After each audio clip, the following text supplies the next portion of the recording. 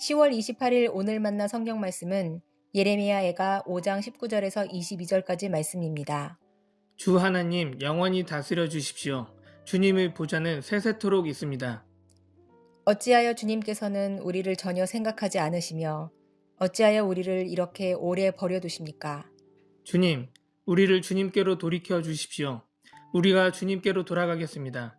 우리의 날을 다시 새롭게 하셔서 옛날과 같게 하여 주십시오. 주님께서 우리를 아주 버리셨습니까? 우리에게서 진노를 풀지 않으시렵니까? 아멘.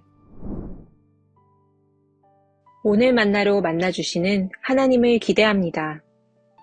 가슴 아픈 망국의 현실을 노래하던 예레미야 애가는 5장을 끝으로 그 슬픈 노래를 마치게 됩니다.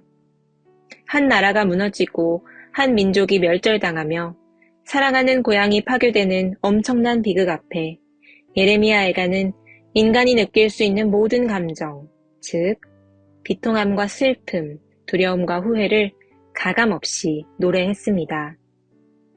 그러나 예레미야 애가는 부정적인 감정뿐만 아니라 구원과 회복의 소망도 함께 노래합니다. 처참한 현실 속에서도 예레미야 선지자가 소망을 가질 수 있었던 이유는 무엇일까요? 바로 이스라엘을 다스리시는 하나님이 영원하시기 때문입니다. 역사에 업적을 남긴 위대한 지도자나 영웅도 시간이 지나면 결국 늙고 병들어 죽고 맙니다. 한 시대를 호령하고 온 대륙을 정복한 위대한 제국이라도 시간이 지나면 언젠가 결국 저물게 마련입니다. 하지만 우리가 믿는 하나님의 통치는 영원하십니다. 예레미야는 눈앞에 펼쳐진 명백한 고통의 현실에도 불구하고 하나님의 통치와 자비하심이 영원하다는 사실에 의지합니다.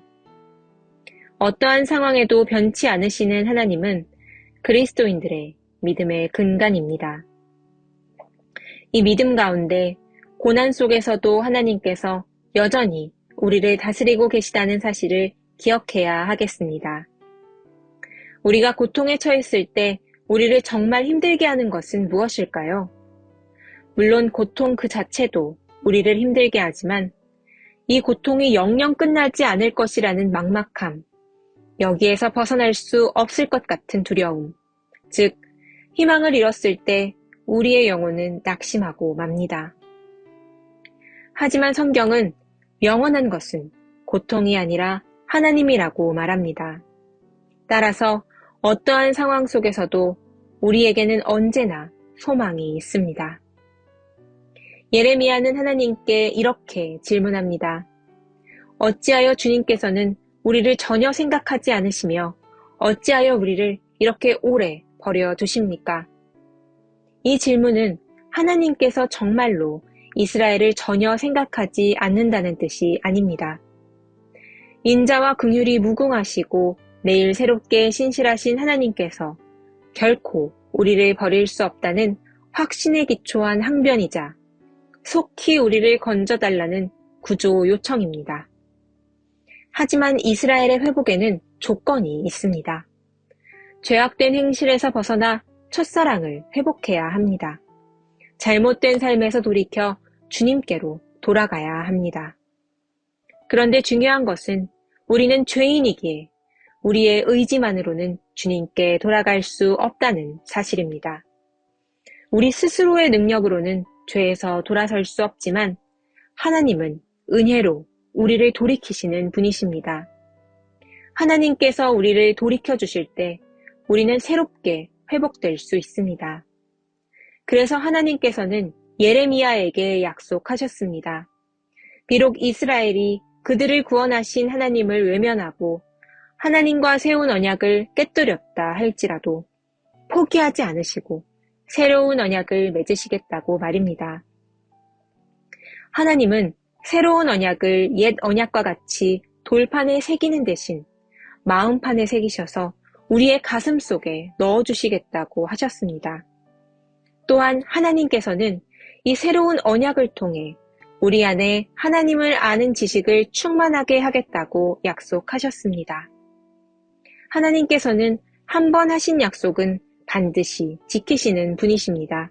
따라서 그리스도인들은 혹 우리의 죄악 때문에 하나님께서 징벌을 내리신다 할지라도 우리의 잘못된 행실에 대한 진노가 아무리 크시다 하여도 결국엔 하나님께서 우리를 회복하시고 새롭게 하실 것이라는 소망을 갖고 살아갈 수 있습니다.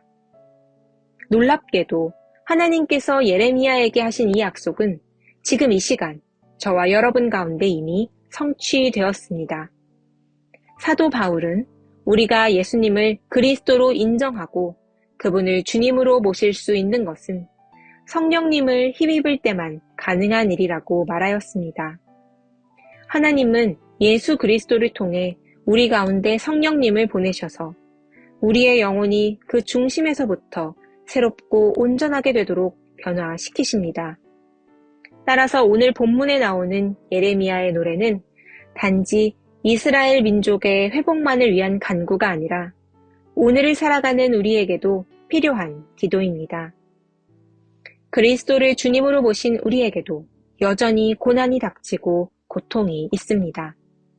또한 여전히 죄악 가운데 넘어지고 옛 행실로 돌아가려는 우리의 모습을 보게 됩니다.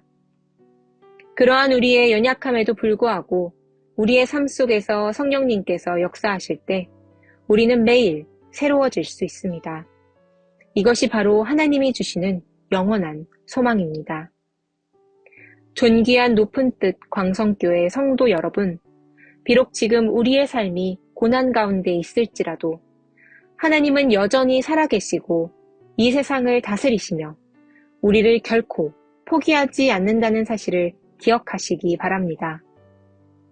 그 소망 가운데 오늘 우리의 삶을 하나님의 은혜에 맡기고 그분의 자비를 신뢰하며 나아가는 하루가 되시기를 축복합니다. 기도하시겠습니다. 사랑과 자비가 풍성하신 하나님, 오늘 만나를 통해 영원하신 주님의 소망을 품게 하시니 감사드립니다.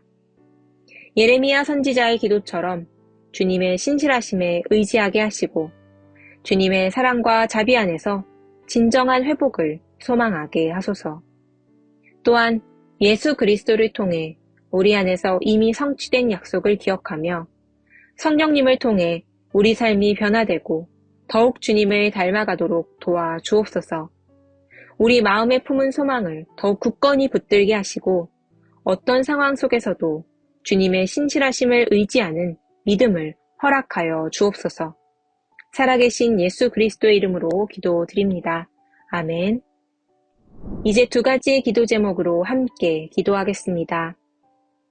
우리의 삶이 어려움과 고난 속에 있을지라도 영원히 변하지 않으시는 주님의 통치를 신뢰하게 하옵소서. 영원하신 주님의 소망 가운데 거하며 날마다 새롭게 하시는 성령님을 기대하게 하옵소서. 해외에서 복음을 전하는 선교사님들과 그들의 사역을 축복하여 주옵소서. 그들이 처한 환경과 어려움 속에서도 주님의 통치하심을 경험하게 하시고 그 땅에 예수 그리스도의 사랑과 복음이 온전히 전파되게 하옵소서. 이 두 가지 기도 제목으로 기도하신 후 이어서 개인 기도 하시겠습니다.